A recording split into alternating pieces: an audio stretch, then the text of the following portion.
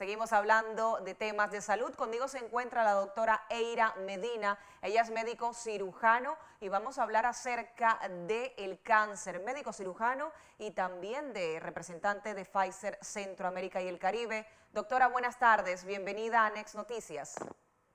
Hola, buenas tardes. ¿Cómo están? Un gusto estar aquí con ustedes. Doctora, un tema importante del que hay que hablar existe y estamos todavía en medio de la pandemia de la COVID-19, pero hay una enfermedad, el cáncer, que sigue ahí, sigue latente y hay personas que tienen que cuidarse de esta enfermedad, los hombres principalmente también. Este cáncer en el pulmón que está siendo detectado principalmente en los hombres, ¿qué es lo que está ocurriendo? ¿Qué se ha detectado? Bueno, como bien dices, el cáncer no está en cuarentena. Todos los pacientes de cáncer en general deben estar muy atentos a su tratamiento, a un seguimiento constante con sus respectivos médicos o equipos multidisciplinarios que lo están atendiendo, buscar la forma de hacer las consultas, bien sean presenciales o virtuales cuando se puedan, y continuar sus exámenes o su planificación de ciclos de terapias, etcétera, lo más apegado al tratamiento posible y siempre de la mano con su médico, porque como sabemos, el cáncer no se detiene y aun cuando estemos con estas medidas de seguridad, el paciente con cáncer debe estar pendiente de su tratamiento. Tenemos que el cáncer específicamente de pulmón es como una serie de subgrupos de enfermedades. Entonces hay varios tipos de cáncer de pulmón. Uno se ve más frecuente a lo mejor en pacientes masculinos, otros en pacientes femeninos. También tiene que ver la raza de la persona, donde hay más incidencia en unas que en otras. Y por eso es muy importante tener en cuenta la sintomatología. ¿Qué pasa con el cáncer de pulmón? La verdad es que muchas veces son síntomas como inespecíficos y por lo general se llega a diagnosticar más de un 50% a lo mejor ya en estadios avanzados. Entonces, los síntomas, como son inespecíficos, podrían ser tos, bien sea seca o productiva, me refiero a productiva que con flema. En algunos casos podría ser con algunas características sanguinolentas, fatiga crónica o cansancio, que el paciente sienta que tiene algún tipo de ruidos al respirar, se llaman sibilancias o algún tipo de ronquidos, pérdida del apetito o si no tiene pérdida del apetito, a lo mejor puede tener pérdida de peso que sea inexplicable. Todos estos son síntomas bastante generales que a lo mejor pueden confundirse con alguna otra patología, pero es importante cuando el paciente siente esto y además tiene antecedentes importantes, como por ejemplo familiares que han tenido cáncer de pulmón, familiares como me refiero papá, mamá, tíos, primos, hermanos, son como situaciones de alarma que deberían llevar al paciente a consultar rápidamente porque mientras más temprano se logra diagnosticar la enfermedad, pues más posibilidades de tratamientos o alternativas va a tener el paciente para mejorar su enfermedad y su calidad de vida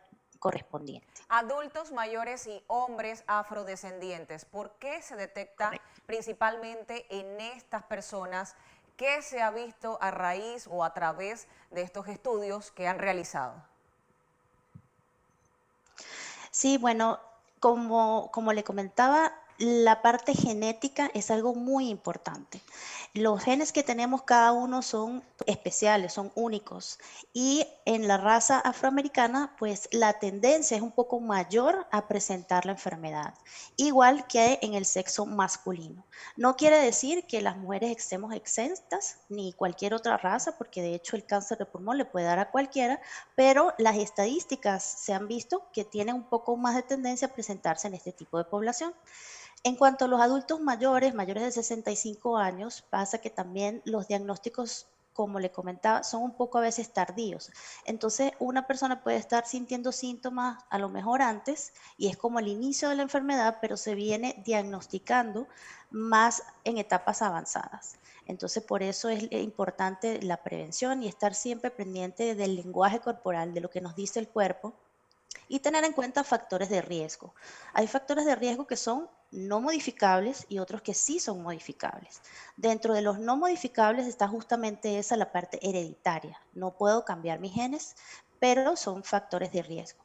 Hay factores de riesgo modificables como por ejemplo la exposición a gases digamos tóxicos o de combustibles, o de gasoil, etcétera, a actividades de la minería, por ejemplo, si no usan una buena protección con filtros, en el área respiratoria también pueden ser factores de riesgo.